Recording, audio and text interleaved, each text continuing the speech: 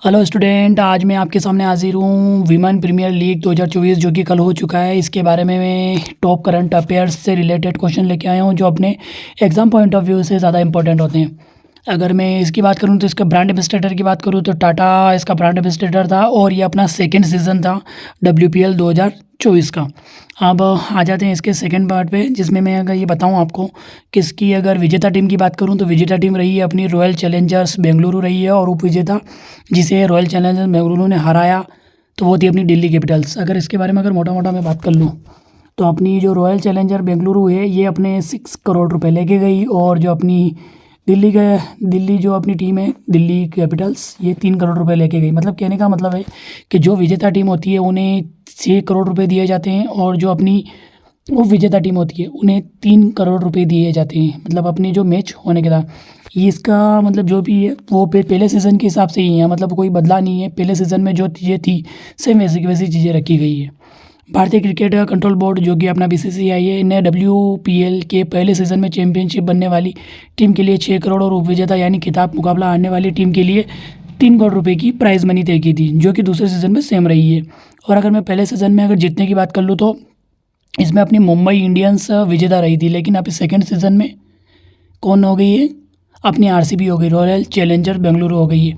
लेकिन अगर मैं इनके उप विजेता की बात कर लूँ तो अपने फर्स्ट सीज़न में भी दिल्ली रही थी और सेकंड सीज़न में भी अपनी दिल्ली रही है। अगर जल्दी मैं अगर बात कर लूँ तो emerging player of the season की बात कर लूँ, emerging player of the season या फिर पर्पल कैप की बात कर लूँ तो ये दोनों ही दो अवार्ड है। एक तो emerging player of the season और पर्पल कैप, ये 2 अवार्ड है। ये कौन ले, ये किसको दिया गया है तो श्रियंका पाटिल को दिया गया। तो श्रियंका पाटिल जो अपनी RCB की खिलाड़ी है रॉयल चैलेंजर बेंगलुरु की, ये तो अपना मोस्ट इंपॉर्टेंट हो जाता है। ये अपने को दिमाग में रखना ही रखना है कि emerging player of the season कौन रही है और पर्पल कैप किसे दिया गया है तो श्रियंका पाटिल को दिया गया है। तो ये बात अपने को दिमाग में बिठा के रखना है। देन उसके बाद आ जाते हैं मोस्ट वैल्यूएबल प्लेयर, जो कि ये भी मतलब इसका भी दिमाग में रखना है अपने को। मोस्ट वैल्यूएबल प्लेयर कौन रही है अपनी, तो दीप्ति शर्मा रही है। ये UPW मतलब अब UPW की खिलाड़ी है। उसके बाद अगर मैं बात करूँ ऑरेंज कैप की अगर मैं थोड़ा मोटा जानकारी बता दूँ आपको तो ये उस खिलाड़ी को दिया जाता है जो सब मतलब अपने मैच में जितने भी मैच होते हैं, टोटल 9 मैच हुए थे हाँ WPL में, तो इसमें जो सबसे ज़्यादा रन बनाता है, इन्होंने शायद 347 टोटल रन बनाए थे, टोटल 9 मैच को मिलाकर। तो एलिसी बेरी को जो RCB की खिलाड़ी है एलिसी बेरी, इनको ऑरेंज कैप दिया गया है। उसके बाद अगर मैं बात कर लूँ मोस्ट सिक्सेस अवार्ड, मतलब जो सबसे ज़्यादा छक्के लगाने की बात करूँ तो शेफाली वर्मा ने लगाए हैं। ये दिल्ली कैपिटल्स की अपनी खिलाड़ी हैं और इन्होंने टोटल शायद मैच में 20 शायद नहीं मतलब पिक से 20 टोटल सिक्सेस लगाए हैं इन्होंने। अगर मैं उसके बाद बात कर लूँ बेस्ट स्ट्राइक रेट अवार्ड की बात कर लूँ तो ये अपने गर्जिया वारेआम को दिया गया है। ये भी RCB की खिलाड़ी है। अपने को बस सिर्फ इतना सा याद रखना है कि स्ट्राइक रेट अवार्ड किसे दिया गया है।